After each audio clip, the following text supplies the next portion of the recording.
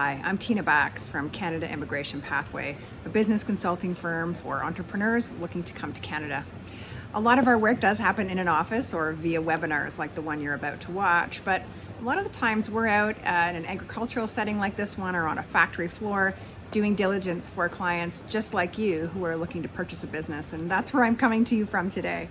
So thank you for giving us some of your time today to watch this overview webinar. You are likely here because you are interested in coming to Canada, improving your life, and eventually becoming a permanent resident. Maybe you've been thinking about this for a while, or maybe you're just starting your journey and investigating. This webinar will help answer some of your questions without you having to leave home. In it, you'll see that I speak with Maria Loseva-Malho, one of our colleagues who is very experienced, knowledgeable, registered immigration consultant. We're going to talk about pathways that are specifically available to entrepreneurs like you. We'll talk about the benefits and the downfalls of each program.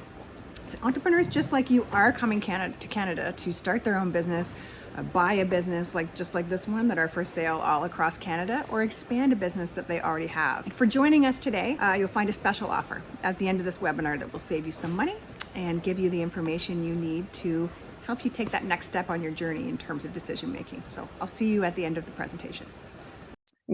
People watching this will likely have been recently to our website and they're looking to move to Canada.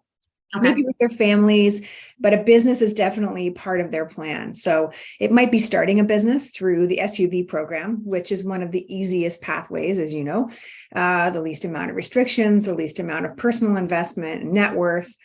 They might be expanding, though, or moving their current business to Canada, and some would be looking to acquire a business as part of their immigration strategy. The theme here, of course, is business. We are business consultants at Canada Immigration Pathway. We're helping other business people make good choices. So as you know, Sally and I have started, operated, sold, purchased businesses in our 25 years of working with International Pathways together. We can do deep information dives into business proposals, but the takeaway is that we really know our way around these pathways from an entrepreneur's perspective, and we like sharing what we've learned to help others along the way, because these are life-changing decisions, right? And I don't think anybody understands that better than another entrepreneur. And luckily, absolutely, we have a team of entrepreneurs like yourself, Maria, that we like to work with. So Maria Loseva-Malho is a licensed immigration consultant. You've been working in this field for over 15 years and over 20. Over 20. Actually, over 20. We look great. Thank you. We obviously started work when we were 12. But not quite. One of the things I love about you, Maria, is that in addition to your detailed knowledge of the startup visa program for Canada, you've got a really strong background in other pathways for entrepreneurs as well, because often people come to us and, one size doesn't fit all. Every immigration decision is so personal. So in this webinar, we want to review the SUV program and some of the other options as well. And then, of course, afterwards, we're happy to book a free consultation call for those that are going to have specific questions and want to explore the pathways in more detail. So, Maria, could you just please give us a bit of background on your professional journey and what brought you to this point? Yeah, absolutely. So as I mentioned, I've been doing this for over 20 years. I started it in 2002. So it's 21 years this year. And basically, I have done all different kinds of pathways throughout my career. Right now, yes, SUV is a really big one because it's very rare that a great opportunity like that comes up. But I definitely have dealt with all kind of entrepreneur PNP programs, study permits, work permits, court work. I mean, you name it, I've done that. And I have experience in it. I've also taught at Hertzing College for 2.5 years, their immigration program, until it went over to the universities. And I'm also right now on the board at the college right now, and I'm in the mentorship program. So I help the new people who are entering the licensing profession, help mentor them as well to teach them how to start and how to properly start their practice, in terms of being ethical, laws, and regulations. So that's what I'm doing as well. And I think it's always a good sign when someone not only knows their stuff well enough to help others, but can teach other people to do it as well. Yeah. Right. So that's great. So let's get right into it then. Let's just start talking about the SUV program a bit. It's one of my personal favorites. And I know you like it as well. And we talk a lot about how it's such a great choice and how we don't know how long it's going to last.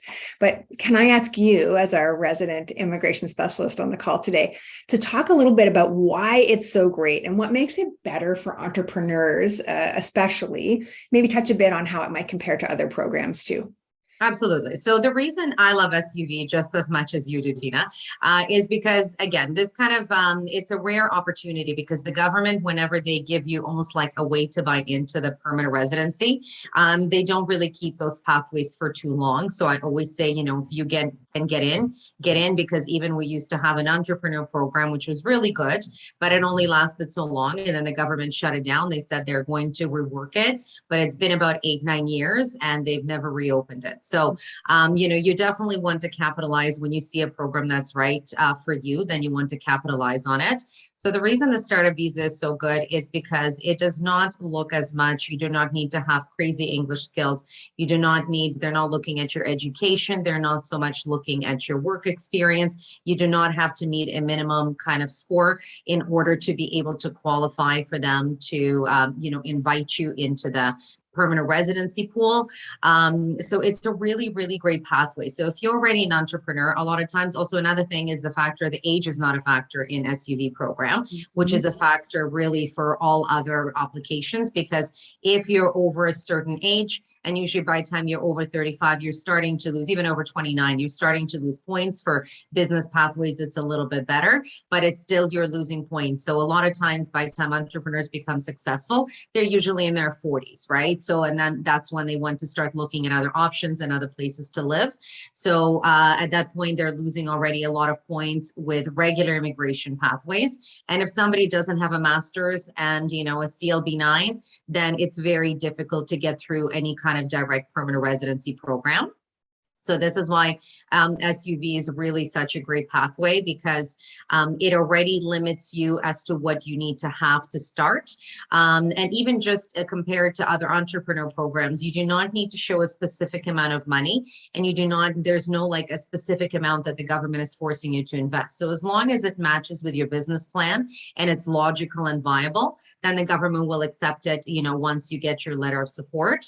And also, again, compared to other entrepreneur programs, it's kind of like it's a perfect A to Z process, because everything is done for you. So as long as you give your background, you know, the business plan will be developed for you, all the marketing materials, everything that is needed to be done is done for you. And you're basically, somebody holds your hand throughout the entire process and guides you from the beginning to the end to get that letter of support, and then afterwards to apply for permanent residency.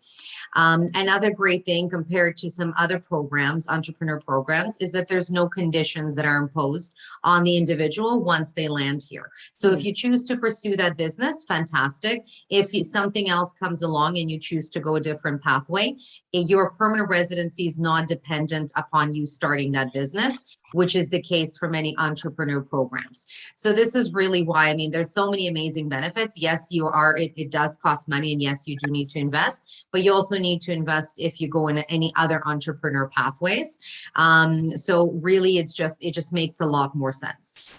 Yeah, it seems so funny to me that, you know, we wouldn't want more mature entrepreneurs like ourselves. Because 100%. as you know, you have so much life experience. And as you said, Maria, sometimes you're not experiencing that sustained level of success until you're in your 40s.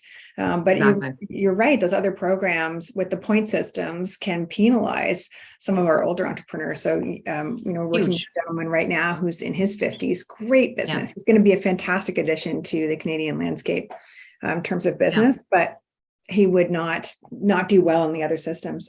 One thing you said too that I really like is the options, right? So as we know, life happens and changes, and sometimes we make a plan, we arrive somewhere, whether it's Canada or just even a vacation sometimes, and things change. And so what I really like about SUV too is that you have the flexibility as an entrepreneur to choose something else. You're not locked into doing that particular business that you said you wanted to do a year ago. Now you've arrived, something else comes up, and you're not penalized for that.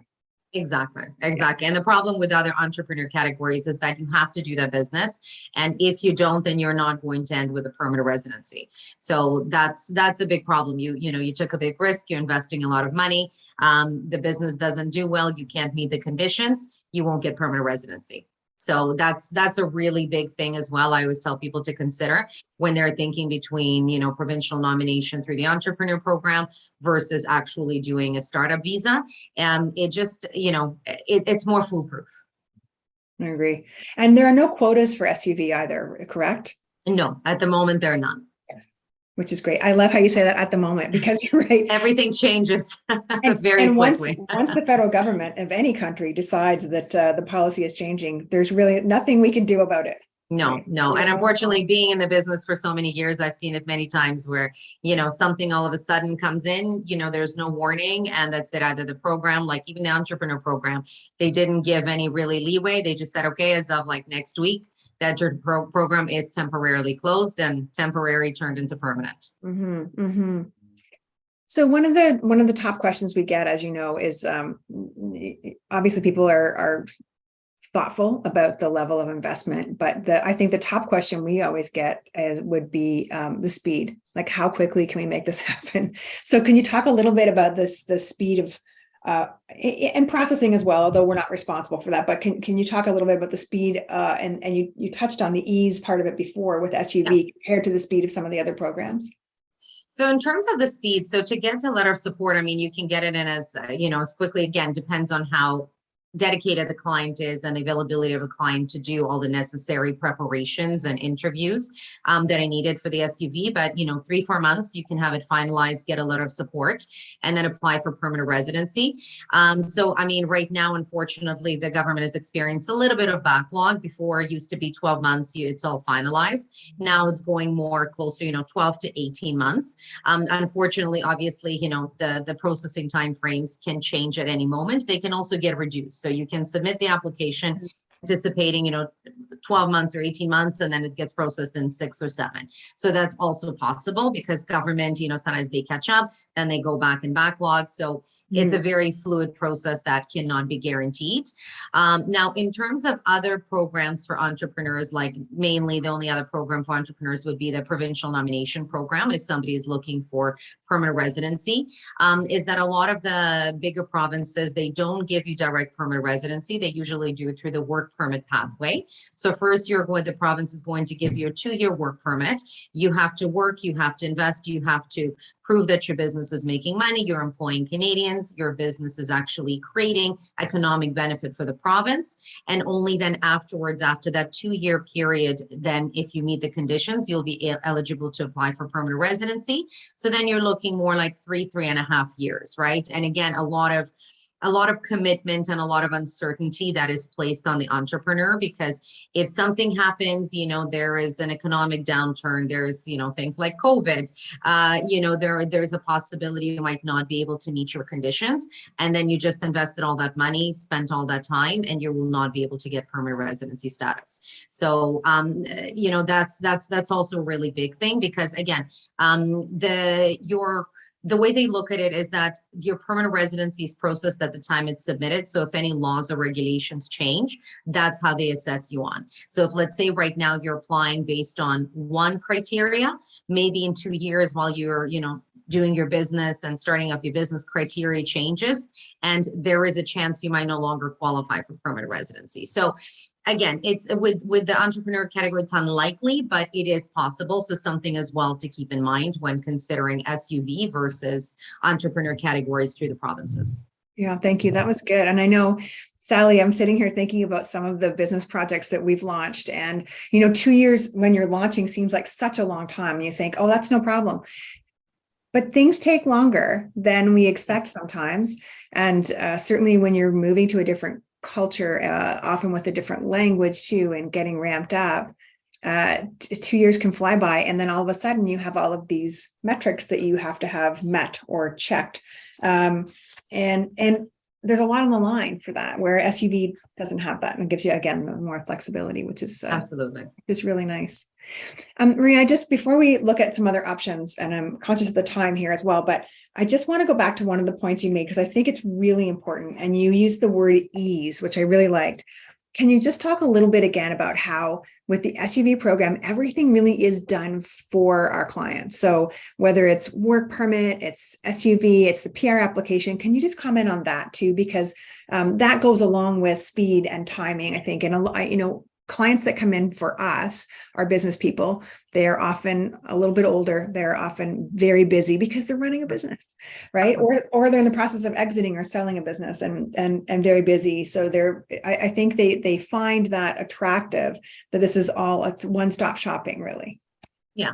And so basically what I talk about the ease, it's really your guided from A to Z, right? So if you're looking at other pathways, there is a whole bunch of checklists that are given to you that you have to do. You have to come up, with marketing plans, with business plans, proposals, looking at different business comparisons. This is really all done for you, which is something that takes, hours of work and dedication, to come up with all the metrics and all the necessary documents. So with an SUV program, you really just there's very basic information that's needed, like your resume. You need to provide a copy, of the passport for you and your family members. You need to provide some basic kind of, background about the type of businesses that you did. And then afterwards, the rest is done for you. So you have a few intake interviews where somebody from the team is going to sit down with you and go over with you and, different business proposals. So for you to choose from. So there is some options for you as to what kind of business you want to develop. And then the rest is done for you behind the scenes. Also, any kind of interview preparation, everything is done for you. So there is usually like a week or 2 week course that you need to complete where you're prepared to do that interview with one of the business incubators or angel investor groups. But again, you're guided every step of the way. Usually somebody from the team is even going to be on the call with you doing that interview. So if there is something, going wrong or something is going sideways, it can be interfered and corrected. So it's really like, as I said, you can't make it easier than that, because really all the work is done for you. And then once you get that letter of support, it's just the checklist for what immigration documents is required. And really, essentially, it's all mainly your IELTS, then you have to, provide, obviously, there's a whole bunch of forms with information, and then your identity documents. So really very limited things along with the letter of support. So it just makes the process very seamless. And it's, again, for people, there's no minimum net worth required and no minimum investment, which is incredible. I don't know any other visa like that, like globally. Yeah, no, absolutely. Absolutely. I mean, obviously still has to be feasible. You can't go with, $5,000, but you, as long as it's feasible for your business. I mean, I know people who started, just investing $40,000, $50,000, and it's unheard of, because if you go through entrepreneur categories, it's hundreds of thousands depending on the province. Plus you need to have a minimum assets, right? That you need to show your net worth. There is a minimum. With this, there is no minimum. Yeah, that's fantastic. So again, I think when people sometimes see they compare price tags, we want to make sure they're comparing apples to apples.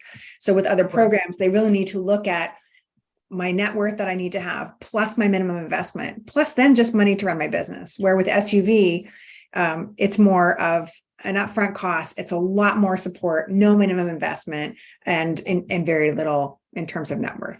So just again, goes back to the flexibility and the options, right? Canada's trying to attract entrepreneurs and give them as many options as possible to start these innovative businesses in our country and employ more Canadians. Absolutely. Okay.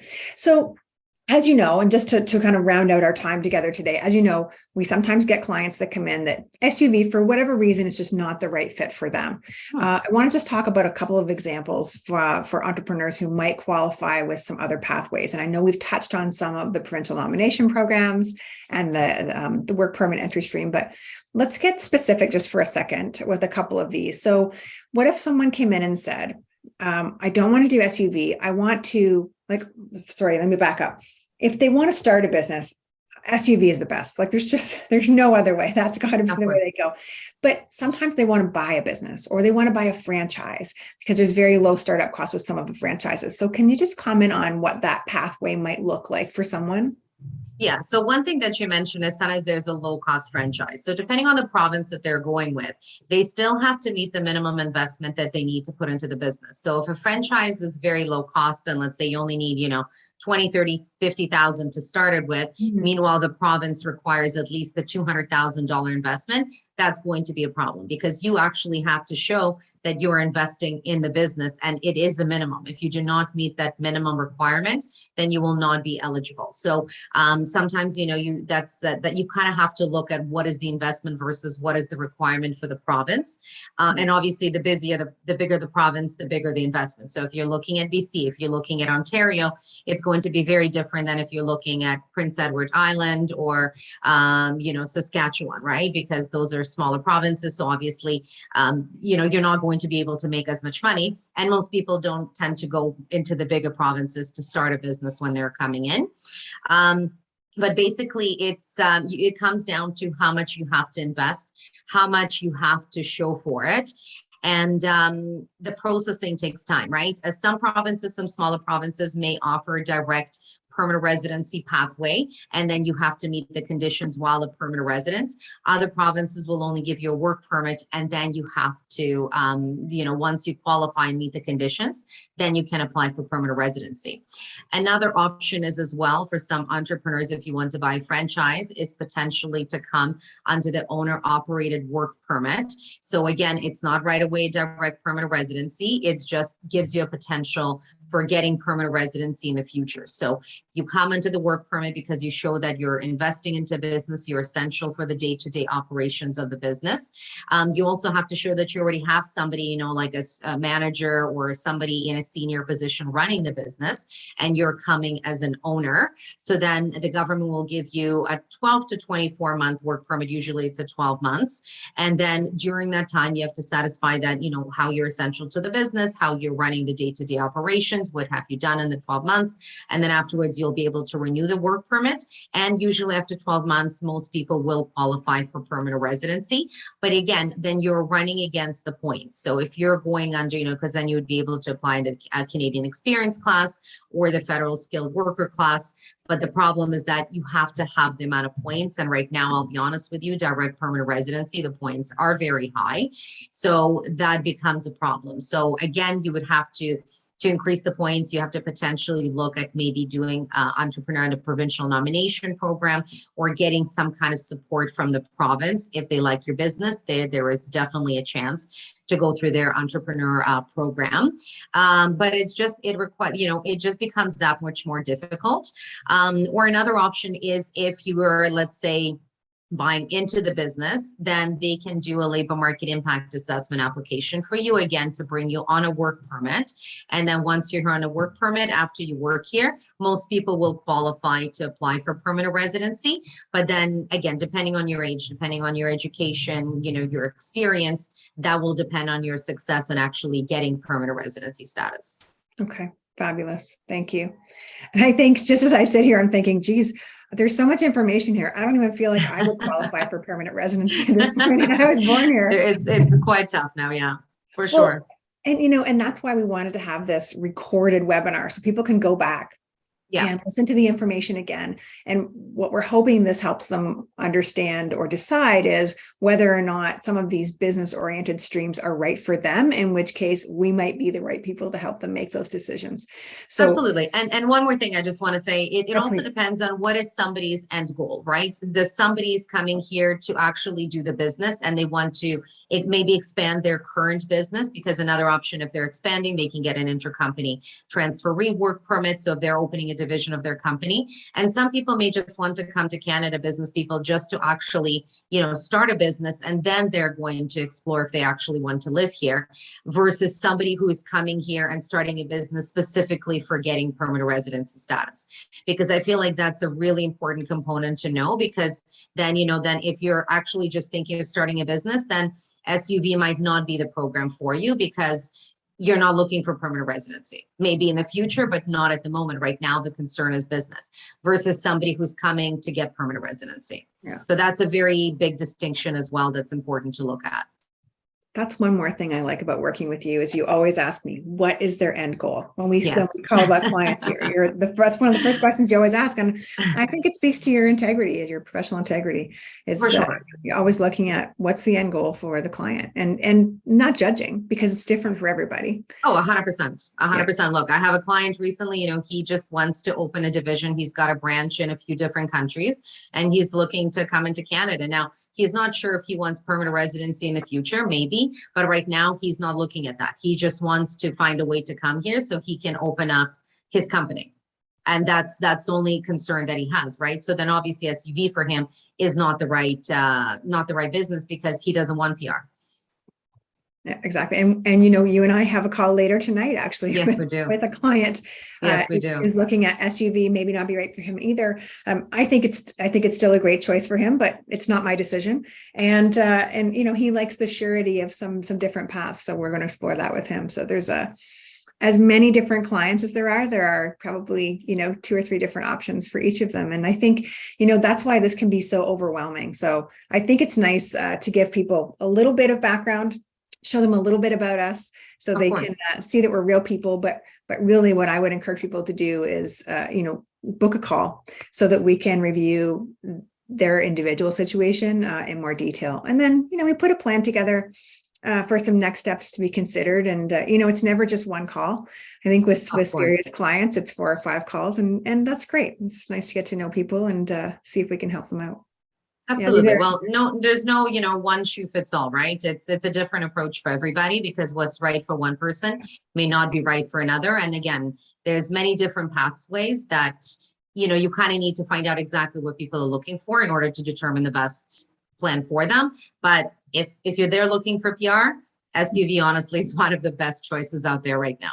I agree. I love this program. So yeah. Well, thank you very much. Really appreciate your time. I get to see you later tonight. Yes, absolutely. We're going to put this recording up so people can take a look and take a listen. And I think it'll be a big help. So thanks again, Maria. Thanks, Sally. Fantastic. Thank you. Thank you for watching. You may find that you have more questions now and that those questions are more specific to your own situation. So for spending time with us today, we're offering you a free consultation call. No strings attached, just a free call with myself and other members of our team where we can talk about your specific situation and your specific goals. So if you are looking to expand your business into Canada or buy a business here, maybe you want to start your own business in Canada as part of your immigration strategy. And if you qualify for the Startup Visa program or other programs that have interest for you, then book a call with us. We'll help answer all of your questions and plan the next step for you on your journey.